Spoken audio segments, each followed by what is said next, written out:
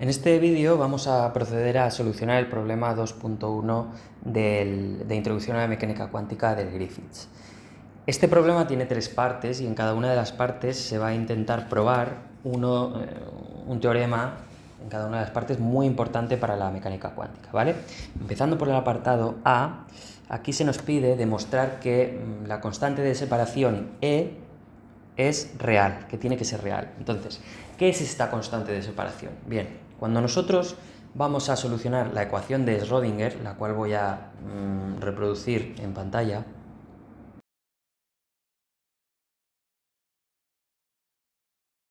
¿vale? Cuando nosotros intentamos solucionar esta ecuación de Schrödinger, uno de los métodos que se utiliza es escribir la solución como una multiplicación de dos funciones que tienen las coordenadas separadas, ¿vale? De tal manera que la función psi tendría la forma de otra función psi que solo depende de la posición por otra función phi que solo depende del tiempo. Entonces, cuando nosotros hacemos esto y lo introducimos aquí, obtenemos podemos separar el problema en dos problemas diferentes.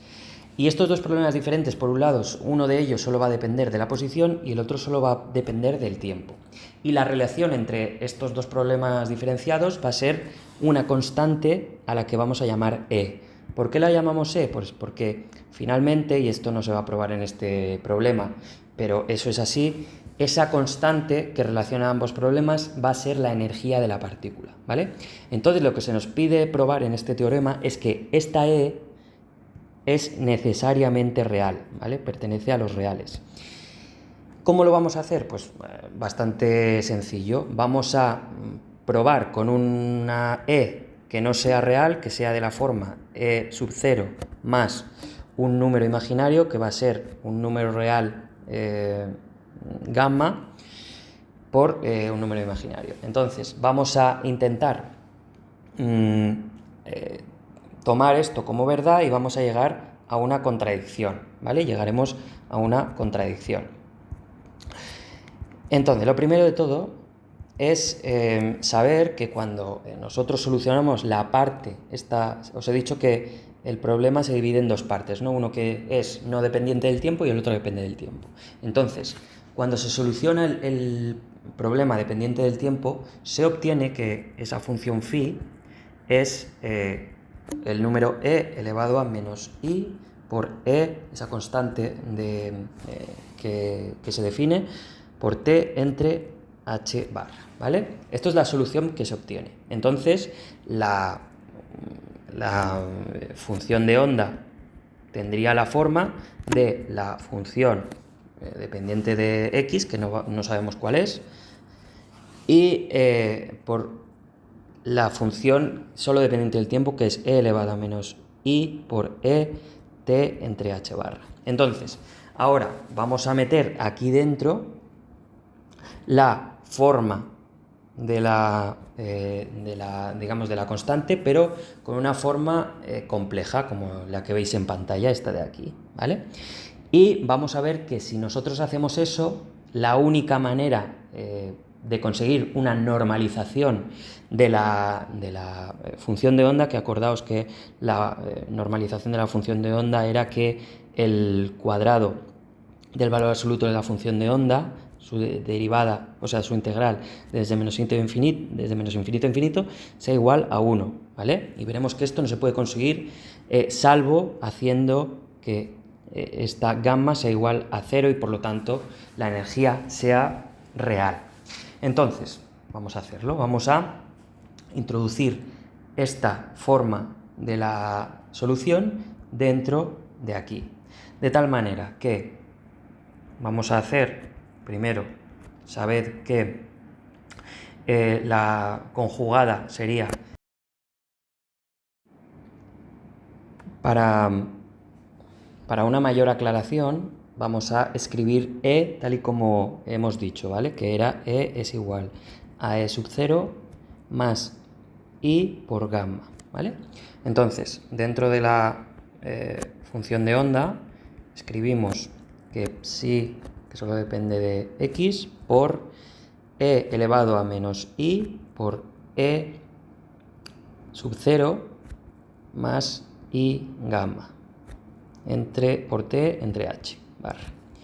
Si nosotros hacemos la multiplicación con lo que hay arriba del exponente, se obtiene que por un lado tenemos una parte imaginaria, que sería esta de aquí, y por otra tenemos que i por i es menos 1 por menos 1 más, y entonces quedaría una multiplicación por una parte que es exclusivamente real, ¿vale? Porque ya hemos dicho que esta gamma es real y por lo tanto, pues e elevado a gamma por t entre h, todos son números reales y por lo tanto esta parte también es real. En consecuencia, cuando nosotros hacemos la conjugada, de todo, sería la conjugada de psi, que solo depende de la posición, por la conjugada de la parte esta, que sí que es un número complejo, e elevado a menos i se convierte en e elevado a i, en positivo y este número lo dejamos igual porque es un número real y no se viene afectada por la conjugación. Entonces ya tenemos estas dos funciones y ahora vamos a proceder a la normalización. Cuando hacemos la normalización de las dos funciones, tenemos que recordar que la normalización se hace haciendo el valor absoluto al cuadrado de la función de onda, ¿vale? Integrado de menos infinito a infinito de la posición, y esto es lo mismo si la función psi es una función compleja. Esto es lo mismo que hacer psi por psi conjugada, que por cierto psi escrita de esta manera porque no la quiero confundir con psi, que solo depende de la posición, ¿vale?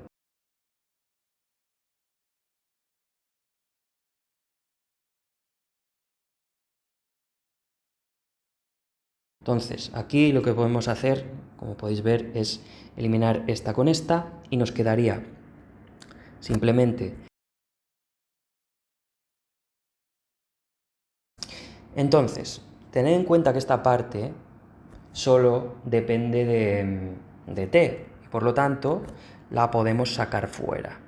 De tal manera que nos queda que lo que tenemos que solucionar es simplemente la integral de menos infinito a infinito de estas dos funciones que solo dependen de x, y llegamos a que esto tiene que ser igual a 1 porque es la normalización, ¿vale? Y para que esto se cumpla, para todo t tiene que cumplirse que e sea igual e elevado a 2 gamma por t entre h, tiene que ser igual a 1, ¿vale? Porque si esto no fuera así, para todo t, entonces este valor, que es una constante, no sería igual a 1, porque para cada valor de t, pues iría cambiando y no se cumpliría. Y la única manera de hacer que esto sea así es que esto sea igual a 1, de tal manera que finalmente obtenemos que gamma es igual a 0 y, como habíamos dicho, que e era igual a e sub 0 más i por gamma, si gamma es 0, e tiene que ser igual a e sub 0, que es un número real, y por lo tanto queda demostrado que para que se cumpla lo anterior, la normalización de la función de onda, la energía tiene que ser real, ¿vale? Entonces, esto queda demostrado, vamos a pasar al apartado B. ¿Qué se nos pide en el apartado B? Lo que se nos pide en el apartado B es lo siguiente. Lo que se nos pide es demostrar que para la función solución de la ecuación de Schrödinger, que no depende del tiempo, que es la siguiente,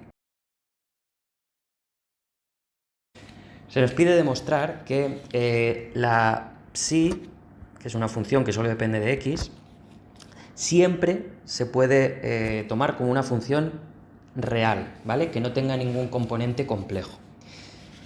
Esto no quiere decir que podamos encontrar soluciones de esta ecuación en las que psi sea complejo. Lo que quiere decir es que, dada una solución, siempre podemos encontrar una que cumpla la ecuación de Schrödinger que no depende del tiempo, pero que sea real, ¿vale? Entonces, ¿cómo vamos a demostrar esto? Pues haciendo lo siguiente. Si nosotros sabemos que hay una función, que vamos a llamar psi, también la llamamos así, que cumple la ecuación de Schrödinger, y esta función que digo que cumple la ecuación de Schrödinger no tiene por qué ser real, ¿vale? Puede ser compleja. Nosotros tenemos una función compleja o real o lo que sea, lo más general es considerarla que es compleja. Nosotros tenemos una función que cumple esto. Entonces, si eso es verdad, su conjugada también lo cumple. También se cumple que si tomamos ambos lados de la ecuación de Schrödinger y hacemos su conjugada, vemos que la ecuación de Schrödinger se cumple, ¿vale? Lo que estamos diciendo es que tenemos esta solución de la ecuación de Schrödinger, que puede ser compleja. Decimos que si tenemos esa solución, también es solución su conjugada, ¿vale? Entonces, teniendo estas dos cosas, es decir, teniendo que psi y psi conjugada son soluciones de la ecuación de Schrödinger, cualquier combinación lineal de ambas es también una solución de la ecuación de Schrödinger, ¿vale? Entonces, podemos definir una función phi de tal manera que su combinación lineal de las dos funciones de las que sabemos que cumplen la ecuación de Schrödinger, no dependiente del tiempo, podemos decir que cualquier combinación lineal de ambas, pues también cumple la ecuación de Schrödinger no dependiente del tiempo. Entonces, si esto es así, podemos definir la función psi sub 1 que sea igual a psi más psi conjugada, de tal manera que también es una solución. ¿Pero qué ocurre? Que si esto es una solución, esta solución es real. ¿Por qué? Porque imaginaos que psi es una función f más su parte imaginaria, siendo f y g funciones de x, ¿vale? Y su conjugada sería f menos i por g, ¿verdad? De tal manera que si la sumamos, obtenemos que esta función es 2f. Y f, al ser una función real, tenemos que phi sub 1 también pertenece a los reales, y tenemos una solución de la ecuación de Schrödinger no dependiente del tiempo que es real y que es solución, ¿vale? Y por lo tanto, ya hemos encontrado una solución de la ecuación de Schrödinger no dependiente del tiempo que es real. Y no solo eso, también podemos definir otra función phi sub 2 que la definimos como i por la función psi menos la función psi conjugada, de tal manera que ya habíamos dicho que la función psi era f, una función f real, más i por g, también una función real, menos f menos i por g, y esto lo que nos da, si hacéis pues el álgebra, es i por 2 i g, de tal manera que i por i es menos 1, y obtenemos que la función phi2 es igual a menos 2 por g. Pero g es una función real, y por lo tanto, digamos que phi2 también pertenece solo a los reales. Y ya hemos demostrado pues lo que se quería, ¿no? Que dada la ecuación de Schrödinger siempre podemos encontrar una solución que sea exclusivamente real, por lo que estamos diciendo, ¿vale? Porque si encontramos una función psi que sea compleja, da igual, encontramos esa solución, sabemos que su conjugada también es solución, y podemos hacer combinaciones lineales de ambas, de tal manera que podemos encontrar una combinación lineal phi sub 1 que depende solo que es real, que no tiene ningún componente complejo, y también podemos encontrar una función phi sub 2 que es exclusivamente también real, ¿vale? Eso es lo que se quería demostrar. Y finalmente, lo que nos pide, tenemos el apartado C, lo que se nos pide demostrar es que si el potencial al que está sometido la partícula, v de x, es una función par, es decir, eso significa que v de menos x es igual a v de x, eso significa que el potencial sea una función par. Si ese es el caso, entonces la solución psi de la ecuación de Schrödinger no dependiente del tiempo, esa función siempre se puede encontrar, siempre puede encontrarse una función que sea o par o impar, ¿vale? Entonces, ¿cómo probamos esto? Pues hacemos lo siguiente. Si tenemos una función psi que no tiene por qué ser par o impar, ¿vale? Vamos a definir ahora psi, que no tiene que ser ni par ni impar. Es una función que cumple la ecuación de Schrödinger, es decir, que cumple esta ecuación de aquí. Tenemos esta función que cumple la ecuación de Schrödinger y psi no tiene por qué ser ni par ni impar. Ahora no estamos haciendo esa restricción, es simplemente una función que hemos encontrado que es solución. Entonces, podemos hacer el cambio de variable x igual a menos s, vamos a realizarlo.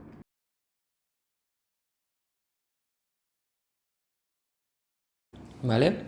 Tenemos que hacer el cambio de x a menos s, ¿vale? Por eso también entraría a jugar el potencial, ¿vale? Porque el potencial depende de x y hacemos el cambio de variable, también tenemos que hacer el cambio de variable en el potencial. De tal manera que ahora vamos a representar esta función, esta parcial, en vez de parcial de x, perdón, no es parcial, es derivada total de x, vamos a representarlo pues en función de s también. Entonces, la derivada total con respecto a x de la función psi, pues puede ser descrita de la siguiente manera. Entonces, por la regla de la cadena se obtiene y la derivada de s con respecto a x es menos 1 y podemos escribir y volvemos a aplicar la regla de la cadena para la derivada de x. Y finalmente, como esto también es menos 1, tenemos que la derivada segunda de phi con respecto a x es simplemente la derivada segunda de phi con respecto a s, ¿vale? Entonces, sustituimos y obtenemos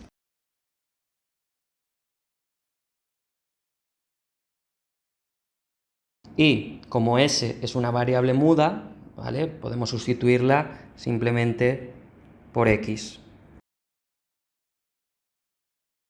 Como v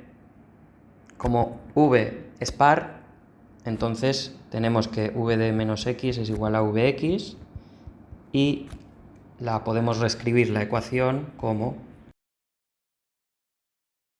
por lo que hemos obtenido que una solución de la ecuación de Schrödinger también es psi de menos x, ¿vale? Habíamos empezado con que psi de x era una solución de la ecuación de Schrödinger, pues si el potencial es par, también será una solución psi de menos x, ¿vale?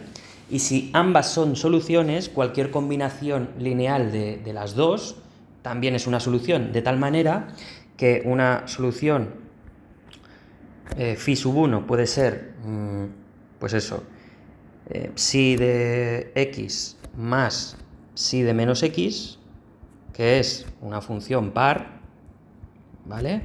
Y también podemos definir otra función phi sub 2 que sea psi de x menos psi de menos x, que es una función impar, ¿vale? Entonces, a partir de la solución de una solución de la ecuación de Schrödinger, siempre podemos obtener soluciones que sean par o impar, siempre que...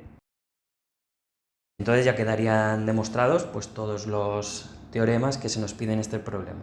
Y nada, espero que haya sido lo suficientemente claro y muchas gracias.